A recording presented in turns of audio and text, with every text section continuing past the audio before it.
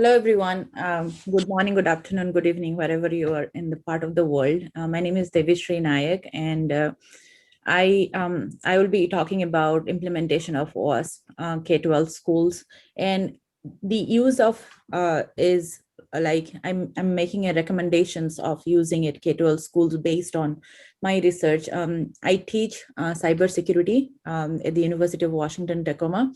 And I'm also a OWASP member and OWASP chapter lead at UW. Getting started, if you have any questions, please post it in the chat. And so this is like a brief agenda for today, what I will be discussing. And again, as I said, that these are the recommendations based on SAMM's framework. And I would also going to be discussing that how I'm become interested in this.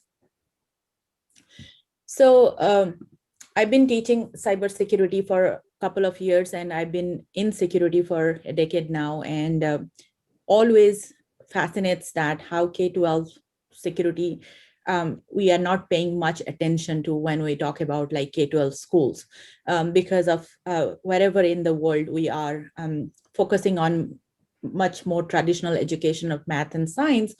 Computer science and coding, if some of part of the world, and especially in US, coding and cybersecurity and math, like when we talk about K12 cybersecurity education, it's very much in a manner, how can I say that, like it's almost negligible when we say it's not a part of the curriculum. And that's like fascinates me, because we every day in our day-to-day life, we are hearing about data breach, we are talking about identity theft, we are talking about cybercrime, but still there is trends is going on. So there are several frameworks. And pre-COVID, it was like different. We lived in a traditional lifestyle and went to school, and then COVID hits and it impacted around the globe. So these are some news I would like to brought to your attention, that why it is necessary now than ever that we should focus our switch to K12 education when we're talking about cybersecurity, and also practice security as a practice in K12 institutions as well, no matter whether it's K5, K7, and K12, and especially folks who are not from US and other countries. K12 is basically like starting from grade 1 up to grade 12 for. So these are the news when we say that, like how cybersecurity literally impact school district has been really struggling with ransomware attacks. Hackers release like Las Vegas schools district students for employees, like with when they refuse to fulfill the demands. Cyber attacks has been increased in K12, like 18%. There are reports. There are schools which has been targeted of denial and service attacks and against districts. University of California schools hit by ransomware. These are the news I've been reading throughout the year, and it disturbs me that like how much every day-to-day life we are facing. And these are like children and minors, and these are those institutions are most and backbone of our future. So after doing this like analysis, and there are several frameworks, and nowadays we can see which has been trying to implement. And then I came across SAMMs, and I saw the maturity models.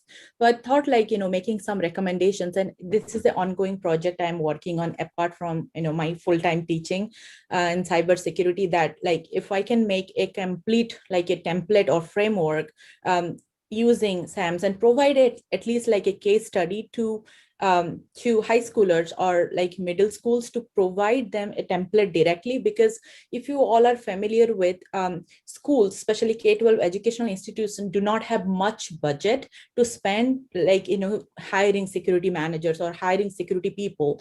So whoever are like the teachers and administrators or IT persons or like principal or headmasters, headmistress, those are the people who are actually took care of things, rather than they may not have a separate team unless until it's a very huge school. So that's being said, like I came across, SAMM's maturity model, which we all know. So I will not go deeper into, just to remind all of you that, this is the main point. And then, when we talk about governance, this is the security maturity model. But my recommendation is I map all, in a deeper level, making some recommendation. But my goal is in future is to make a document, which will be like, providing a template, can be a guide for K-12 education folks, teachers and educators, idea administrators, like whenever they can take it and implement it or kind of mold it into like their institution. I already know that the SAMMs provides a holistic approach to the security models based on different organization. But when we talk about educational institutions like a small organization which 100 student, 200 student, literally they may not have resources, and I'm talking about like in a ground root level, they may not have enough resources to understand even what we are talking about governance, what we are talking about like policy and compliance. So like literally translate that in their own language. So when we talk about governance, governance for K-12, and when we talk about governance for K-12, it will be like strategy metrics, especially is like determine the K-12 institution to create a roadmap about their cybersecurity program. Make sure that like analyze the policies which is already there following, because K-12 has to, educations and schools districts has to follow certain policies because of the minor data, their personal data of children they are dealing with or handling with in US, such as FERPA compliant. And if they have those policy and compliance in place, so making sure that they are well documented, and even if they're well documented, create a playbook for policies for future and standards. So documentation plays a vital role when we are talking about creating this template and framework. When we are talking about education and guidance, we all know that different companies also have a security education team where they have a budget, they have a funding, they will have approval. When we talk about like education industry and especially schools, we don't have enough budget, and that's the fact, and to provide the training too. So it is kind of like a self-taught and learning experience, so like offer administrators, so it will be a very together approach, like everybody has to work together to make this school environment safe and secure. And it can have administrator, educators, teachers, HR, transportation managers, IT staffs if they're available, school psychologists, or anyone who literally work in K-12 system has to have free resources available to them so that they can train themselves and the topics of security development and deployment, so that they do need to have a knowledge that what is going on. And even if like we say that there are enough resources are providing nowadays from different government institution, even private organization, but like when I go to the deep root of like in the United States, may not have the opportunity even talk about or think about security, or even if like security as a study, cybersecurity as a study, we teach our children to be not to talk to a stranger. But when we talk about cybersecurity, we always say that, oh, that may not be needed, or maybe when you go to college, or maybe, but we are living in the platform. So that's the education guidance, like availability of resources is very vital for them to understand. When we look at the design as a security model, as we say, threat assessment, security requirement, and architecture is a part of like SAMM's model. When we're talking about K-12 perspective, and K-12 perspective, we need to have at least determine the threat level. Having the knowledge helps the educators and IT administrators work together to determine, or like conducting a threat assessments and offer the training to all departments in K-12. And when we talk about department, means education, IT, food staff, or like security, physical security team, like work together, having a meeting, even including parents teacher meeting, having the proper training so that we can protect our minors from cyber criminals and cyber attacks, and having security in place. Then security requirements needs to have a long-term plan, and having those requirements is very, very important, and update them in a timely manner. Many times when we happens is that if the laptops has been given or the technology has been given to schools and distributed, because of the lack of education and awareness or kind of a practices of like how security can be involved, those things lags. And again, so this has to be a mandate requirement for the process when we're talking about security requirement for K12 institutions. Third is when we're talking about security architecture, making sure that the training is enough that like maybe a math teacher or maybe computer science teacher of that particular institution can take a lead, make remind of like, all teachers keep on reminding students that security by default has to be in place in design concepts.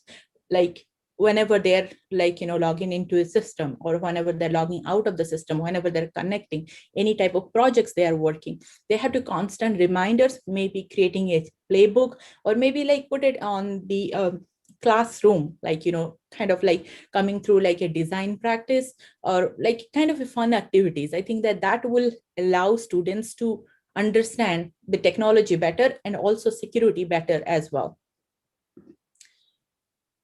Next is implementation. And as this is our SAMM's model implementation, I would talk about like how we will be our recommendations for K12 institutions in middle school, high schools, even if K5, that how do they can security build, deploy, and defect management.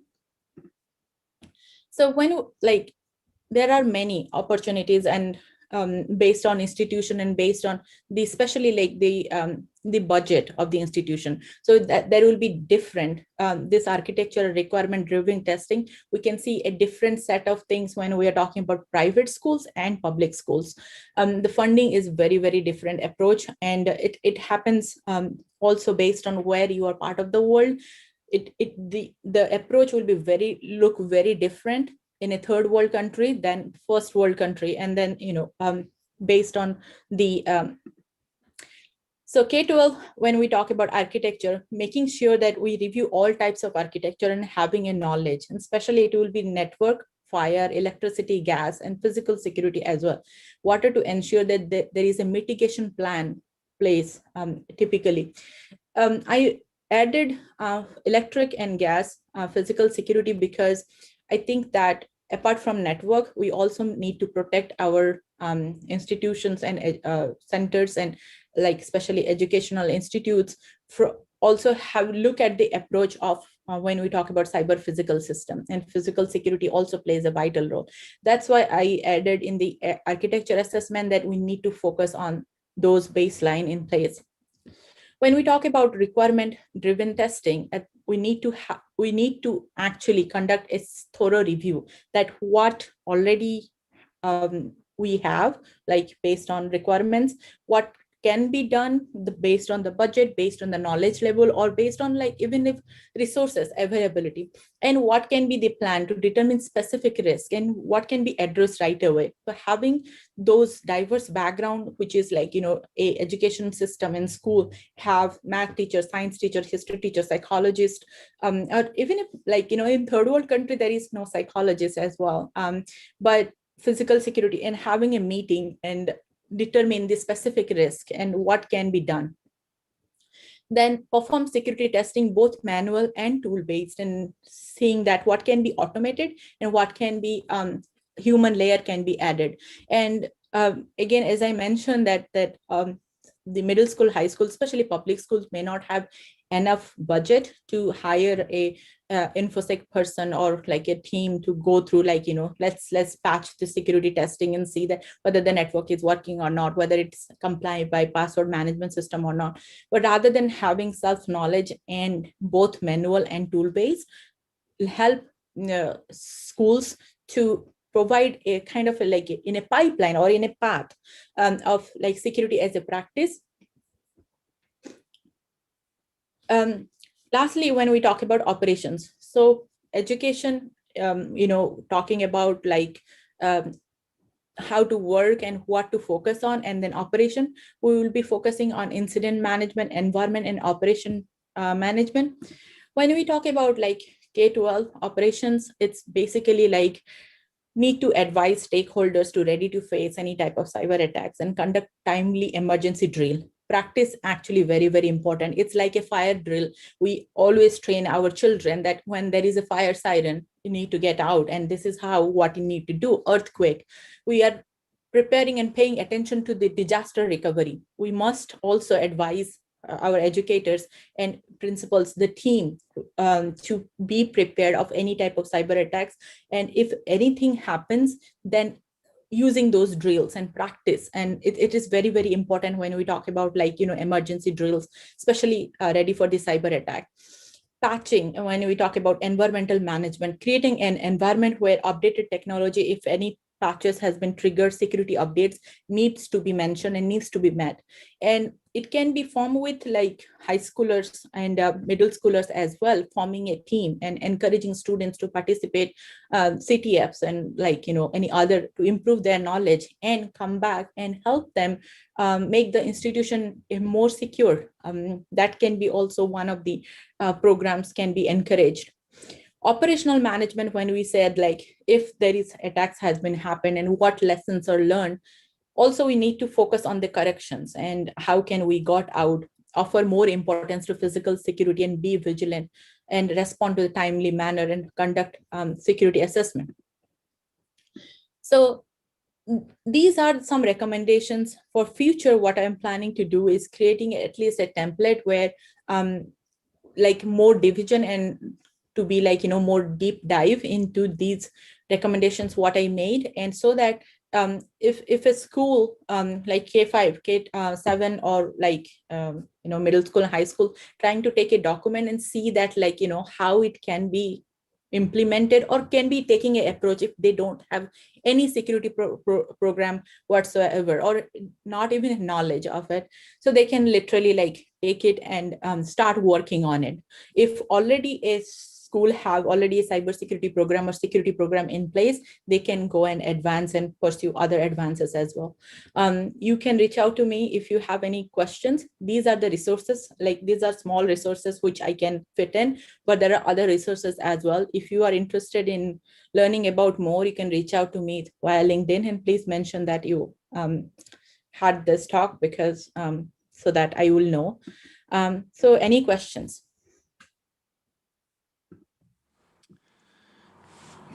Thanks a lot, Deveeshree, for the talk. It's interesting to see the specific type of sector that you're applying to. There was a discussion ongoing on a chat about why you chose SAMM as a framework to do your work, because SAMM is a maturity model that's specifically targeted towards software. And some people had the impression that you're applying it in a broader context, like for security in general, because you were talking about gas and electricity and physical security. And so people were wondering why you chose SAMM as a framework, while maybe frameworks like the NIST critical security framework or CIS, the CIS Top 20 framework or so, are frameworks that have a bit broader scope in terms of security. And so could you comment a bit why you chose SAMM as a starting point for your work? People would be interested to understand. Yes, so I understand that the NIST also have a framework in place and ISO has.